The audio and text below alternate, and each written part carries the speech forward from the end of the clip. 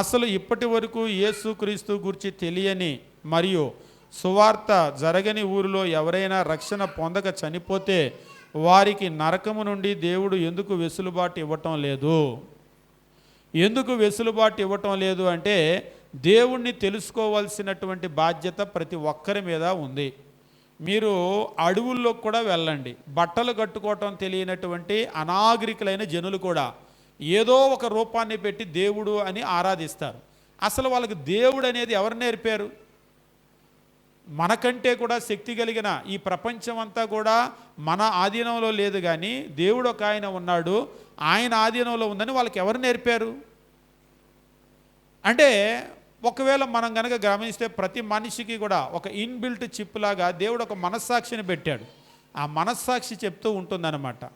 రోమిలకు రాసిన పత్రికలో 1వ అధ్యాయం మనం కనుక గమనించినట్లయితే, ఈ ప్రపంచానికి దేవుని గురించి నేర్పటానికి మనం బైబిల్ అనుకుంటాం, కానీ బైబిల్ కంటే కూడా దేవుని గురించి నేర్పటానికి ఈ సృష్టి సరిపోతుంది.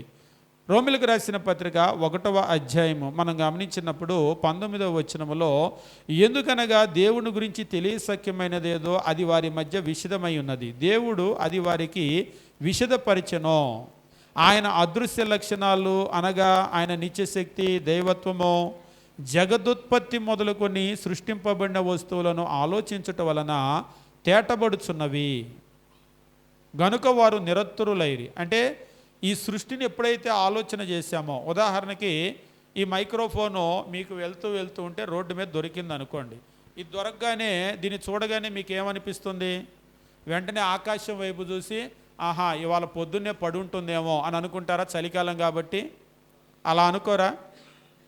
ఎందుకు అనుకోరు?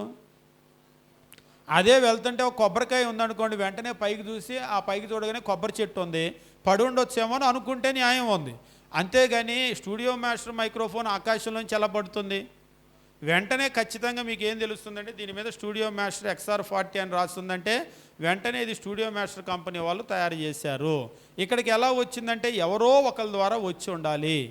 మరి ఇది అర్థమైనప్పుడు ఇంత లోకం వచ్చిందంటే ఎవరో ఒకరి ద్వారా వచ్చి ఉండాలి, చేసిన వాళ్ళు ఉండాలి కదా. ఎవరా చేసిన నిర్మాణకుడు?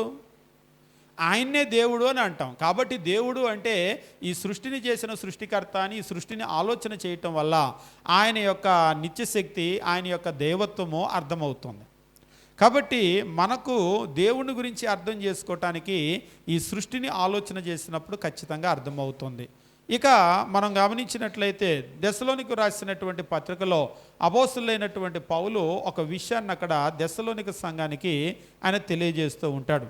ఆయన తెలియజేస్తూ దెస్సలోనికు రాసినటువంటి పత్రిక 2వ పత్రిక 1వ అధ్యాయం మనం చూసినప్పుడు 6-8 వచనాల్లో, ప్రభువైన యేసు తన ప్రభావం కనబరచు దూతలతో కూడా పరలోకము నుండి అగ్నిజ్వాలల్లో ప్రత్యక్షమై 1 దేవుణ్ణి ఎరగని వారికిని, 2 మన ప్రభువైన యేసు సువార్తకు లోబడిన వారికిని ప్రతిదండన చేయనప్పుడు. ఎవరెవరికి ప్రతిదండనట?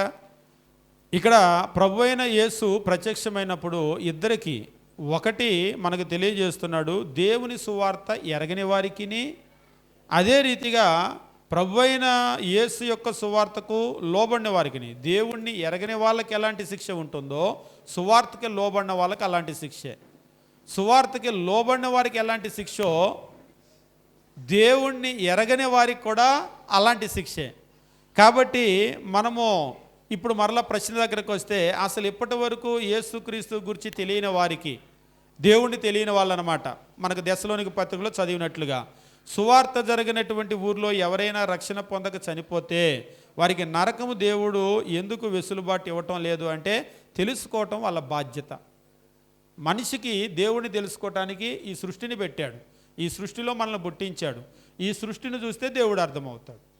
కాబట్టి అయ్యా మా ఊరు సువార్త రాలేదు అందుకనే బైబిల్లో ఉన్న దేవుడు నువ్వని తెలియలేదు అంటానికి లేదు. దేవుడు అంటే సృష్టికర్తని లోకం చూస్తే అర్థమవుతుంది. కాబట్టి వారు నిరత్తురులైరి, అంటే సమాధానం చెప్పలేని స్థితిలో ఉన్నారు. దేవుడు ప్రతి ఒక్కరికి అర్థమవుతున్నాడు. కావాలంటే మీరు అండమాన్ అడవుల్లోకి వెళ్ళి చూడండి, అక్కడ కూడా బట్టలు కట్టుకోవటం తెలియనటువంటి వాళ్ళు ఏదో ఒక రూపాన్ని పెట్టి దేవుడని కొలుస్తారు. ఆఫ్రికా అడవుల్లోకి వెళ్ళండి, వాళ్ళు కూడా దేవుడని చెప్పి కొలుస్తూ ఉంటారు. కాబట్టి మనిషికి దేవుడు ఒక ఆయన ఉన్నాడనేది అర్థమైంది, దాన్ని ఎవరు కాదనలేరు.